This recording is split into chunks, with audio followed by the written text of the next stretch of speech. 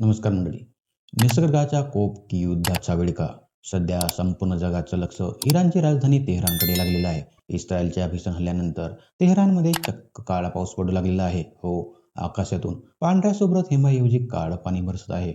या भयानक दृश्याने इराणी नागरिक हादरून गेलेले आहेत. पण या काळ्या पावसामागचं खरं कारण काय? जागतिक कीर्तीच्या फोर्ब्स मासिकाने यावर एक धक्कादायक रिपोर्ट प्रसिद्ध केलेला आहे. आजच्या व्हिडिओमध्ये आपण याच रिपोर्टचा सविस्तर खुलासा करणार आहोत. नमस्कार मंडळी, मी गंगाधर तितिरमारे. नक्की काय घडलं होतं? इस्रायल गेल्या काही तासांपासून तेहरानमधील रस्त्यांवर, गाड्यांवर आणि घराच्या छतांवर कोळशासारखा काळा थर साचलेला दिसतोय. सुरुवातीला लोकांना वाटलं की हे केवळ प्रदूषण आहे, पण पावसाचा वेग वाढला तसं लक्षात आलं की हा साधा निसर्गाचा हाहाकार आहे. या पावसामुळे तेहरानमधील जनजीवन विस्कळीत झालं असून आरोग्याचा मोठा धोका निर्माण झालेला आहे. फोर्ब्स रिपोर्टचा मोठा खुलासा. आता वळूया सर्वात महत्त्वाच्या मुद्द्यांकडे. फोर्ब्सच्या ताज्या रिपोर्टनुसार हा केवळ पाऊस म्हणजे इस्रायलने इराणवर केलेल्या अचूक हल्ल्यांचा परिणाम आहे. यामध्ये महत्त्वाचे म्हणजे हे फोर्ब्सने आपल्या विश्लेषणामध्ये काय म्हटलं? तेल शुद्धीकरण केंद्रांना लक्ष.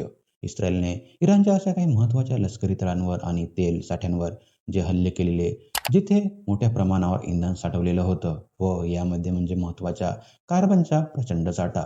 या हल्ल्यामुळे लागलेल्या आगीतून प्रचंड प्रमाणात कार्बन ब्लॅक आणि विषारी वायू आकाशात उत्सर्जित झालेले होते. Chemical reaction.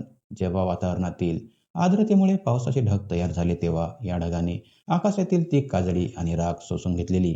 परिणामी जेव्हा पाऊस पडला तेव्हा तो नैसर्गिक रंगाऐवजी काळा कुट्ट होऊन जमिनीवर आला. थोडक्यात सांगायचे तर हे युद्ध आता केवळ सीमेपुरतं मर्यादित न राहता पर्यावरणावरही घातक परिणाम करत आहे असल्याचं फोर्ब्सने स्पष्ट केलेले आहे. आरोग्याचा धोका आणि भीती. तज्ज्ञांच्या मते हा पाऊस साध्या पावसांपेक्षा कित्येक पटीने विषारी आहे. यात सल्फर आणि नायट्रोजनचं प्रमाण जास्त असल्यामुळे श्वसनाचे विकार आणि त्वचेचे आजार होण्याची शक्यता आहे.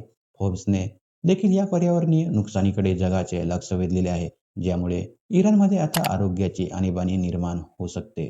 तर मित्रांनो, तुम्हाला काय वाटतं? हे युद्ध आता कोणत्या थराला जाईल हे सांगणं कठीण आहे, पण तेहरानमधील हा काळा पाऊस ही निसर्गाची एक अत्यंत धोक्याची घंटा आहे. तुम्हाला काय वाटतं? इस्रायल आणि इराणमधील हे युद्ध जगाला महायुद्धाच्या उंबरठ्यावर नेऊन ठेवेल का? कमेंट्समध्ये तुमचं मत नक्की सांगा व व्हिडिओ आवडला असेल तर लाईक करा आणि तुमच्या मित्रांपर्यंत ही माहिती शेअर करा. अशाच माहितीकरिता माझ्या चॅनलला सबस्क्राईब करायला विसरू नका. तोपर्यंत धन्यवाद.